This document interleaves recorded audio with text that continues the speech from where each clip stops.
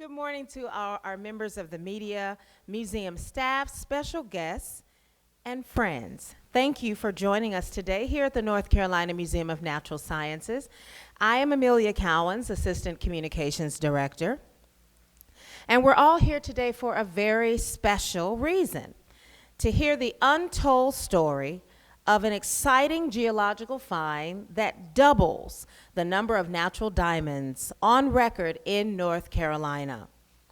Today you'll hear about a unique partnership between the museum and Diamonds Direct Crabtree, the Southeast's largest manufacturer and importer known for their reputation and authority on diamonds. You'll learn about the history and geology behind mining diamonds in our state, and the man that we honor posthumously who made all of this possible, Jeff Moyer of Mount Pleasant, North Carolina. Finally, you'll hear from Dr. Chris Tacker, the museum's senior geologist, who will unveil images of these diamonds, tell the story behind their discovery and authentication, and talk about their scientific significance. But first, I'd like to introduce to you the Vice President of Diamonds Direct Crabtree, Barack Hennis, who helped us verify that these diamonds are indeed natural diamonds. Please welcome Barack.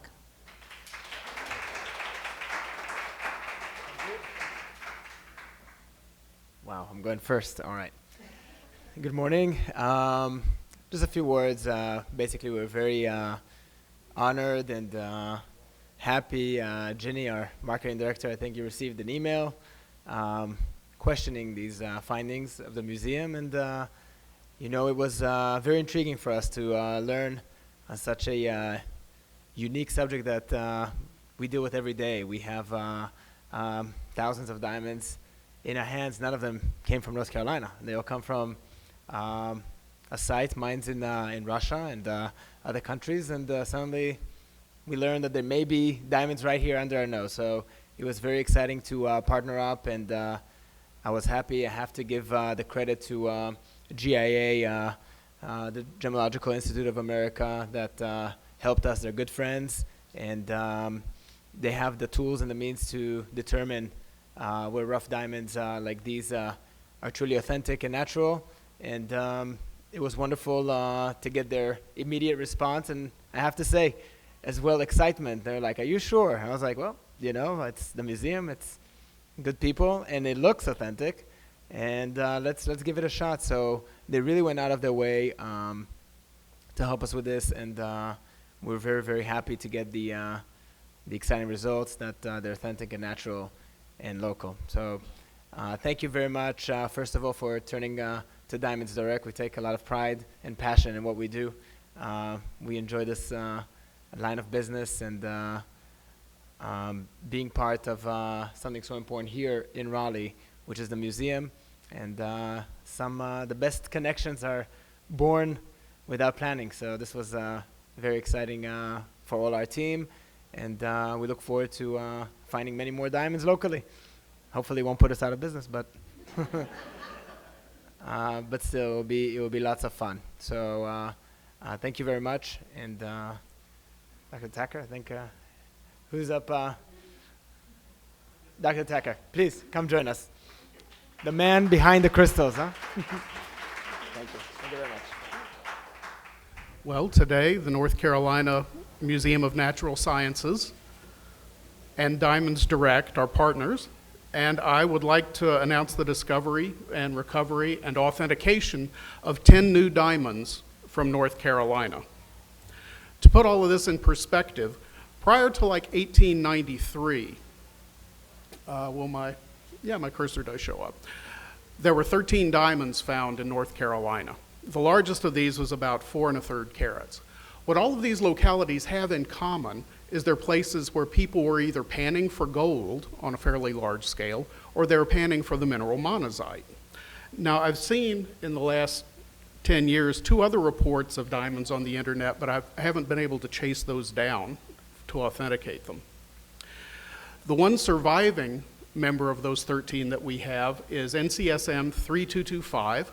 This came from the collection of J. Adley Stevenson, who was the man who discovered spodumene colored by chromium that we call hiddenite. He also discovered emeralds, and he assembled the first big collection of North Carolina minerals.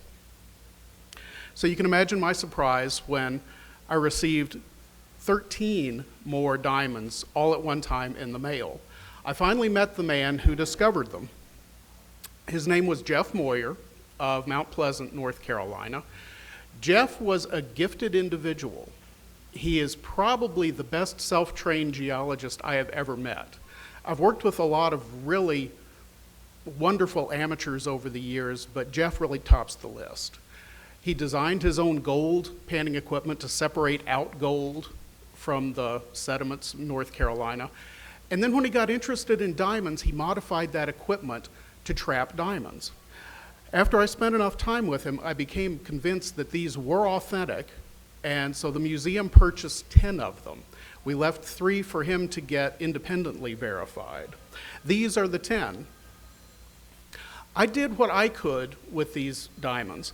For example, this is energy dispersive spectroscopy. You bombard a sample with electrons, and you look at the X-rays that jump off. So what I did find was aluminum, silicon, and a little bit of iron. All of this is in trace amounts, so we could be fairly sure that at least it's consistent with these being natural. There wasn't anything that popped out to me that suggested they'd been synthesized. And I did the usual petrography. This is how they fluoresce in ultraviolet. And there the project kind of languished because we needed money to send these out for recovery. It's really amazing that I hadn't thought of Diamonds Direct earlier. This was Emlyn's idea. Diamonds Direct is like a playground for mineralogists. So when Emlyn suggested that we approach Diamonds Direct, it was like, this place is a third of a mile downhill from my house, right? It's like, yes, so that was embarrassing. But we were lucky that Barak took an interest in our project and was able to help us send these to Geological Institute of America for verification. So we are pleased to announce that these are natural diamonds. Now, why are diamonds so special? This is a phase diagram that I usually resist showing, but this is just what happens to carbon at high temperature and pressure. I need to explain the y-axis here. That's pressure in kilobars. Atmospheric pressure is 1 bar. A kilobar is 1,000 bars. So the 100 here is 100,000 times atmospheric pressure, 200, 200,000 times. This is about the box for metamorphism in the crust of the Earth. So what this tells you is that graphite is the stable form of carbon at the Earth's surface, not a diamond. So how did these diamonds get here without turning to graphite? If we look at the structure of the Earth, and there's been a great deal of seismic study of this over the last 20 years, the continental crust under mountain ranges is like 45 miles thick, max. That's like the distance between here and Burlington. Underneath the oceans, the crust is about 6 miles thick. Diamonds form at depths of about 95 to 125 miles down. Now, they're brought to the surface by some very strange rocks that are called kimberlites and lamproites. They form at diamond depths or greater. And what is fun about these things is they bring up everything in their path. Diamonds do not grow in these rocks. They're not a natural crystal in a kimberlite or a lamproite. They're just along for the ride. And if you look at the speeds at which these things must erupt, we're starting to talk about supersonic speeds, an extremely violent volcanic eruption. And it can make its way from down here to up here in as little as 2 weeks. So I was saying these are very, very odd rocks.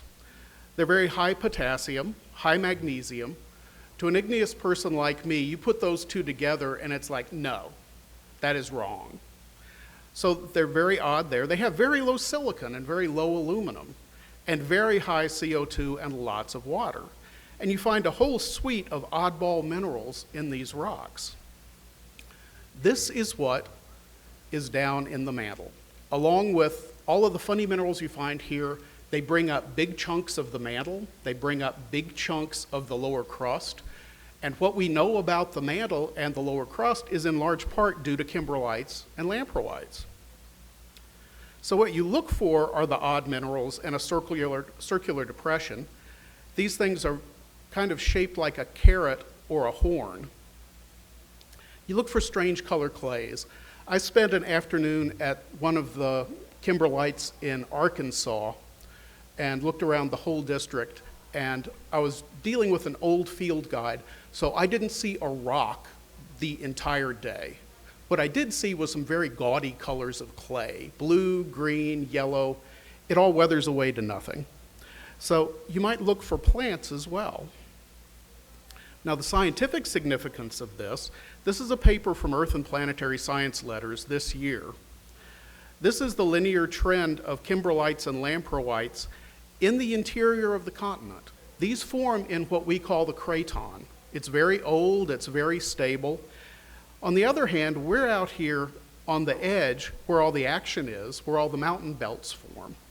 So if this is a kimberlite in North Carolina, then what in the world is it doing here?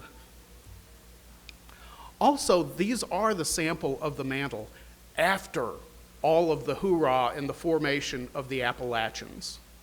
So what's going on down there? We're not going to do a field trip. We're not going to be able to drill a hole quite that deep. However, we can find samples if we can find the source of these diamonds. And the minerals tell us everything.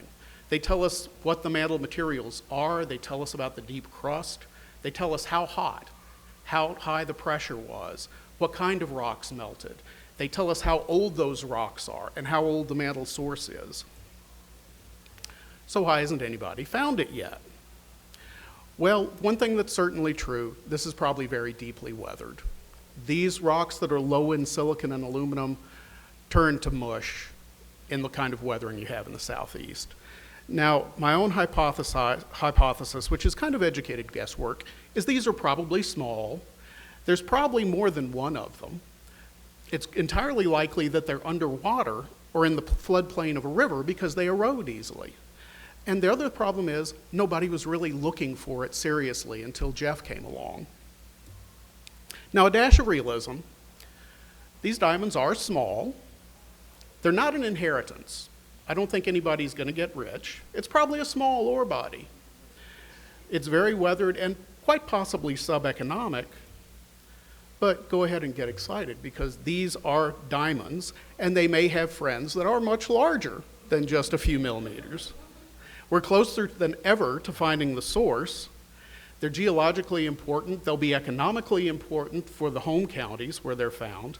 And collectors and micromount collectors just go nuts over little bitty crystals. So at the end, I would like to very much thank our partners at Diamonds Direct Crabtree, Mr. Barrakenis, and Miss Jenny Terrell Kidd. I was going to run all that together. And here at the museum, I'd like to thank Emlyn, Kimberly, and Amelia. Where did Amelia go? Oh, she's back in the back. Okay. And thank you all very much for all of your assistance on this project. Okay, and we can take questions now if you like.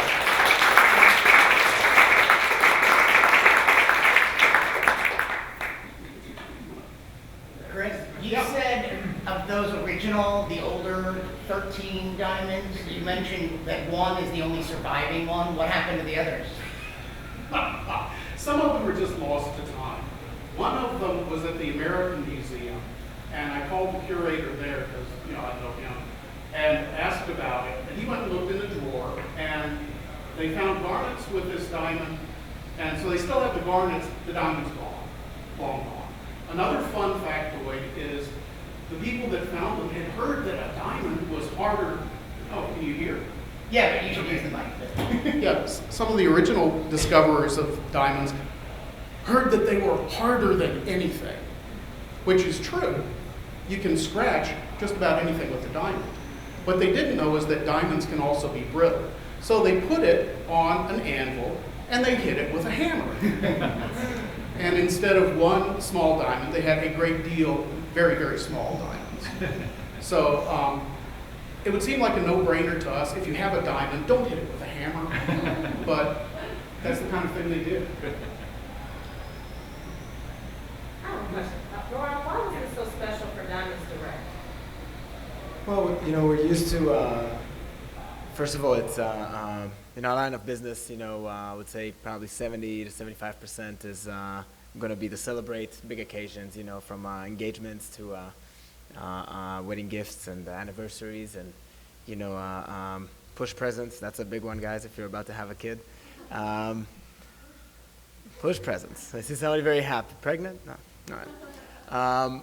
But suddenly, when you get an inquiry that is more, I would say, on the scientific side, something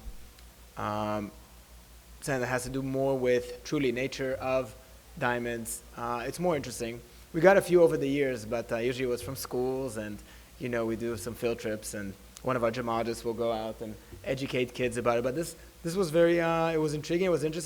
I was interested to learn as well, more than anything. I think Jenny received the email we were talking about. We both got excited just about the opportunity to be part of this, and not just, a known fine jewelry store that can put together a beautiful piece for the holidays. So that's the main thing.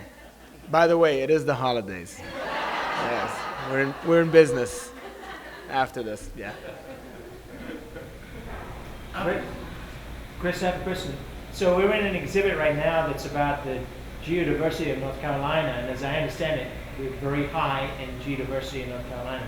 But it seemed that you were to say that the occurrence of diamonds is kind of an anomaly. It's kind of unexpected that they would be here. So how can we be such a cradle for so much geodiversity, gems and minerals and so forth, and yet diamonds are something that's an oddball to our state?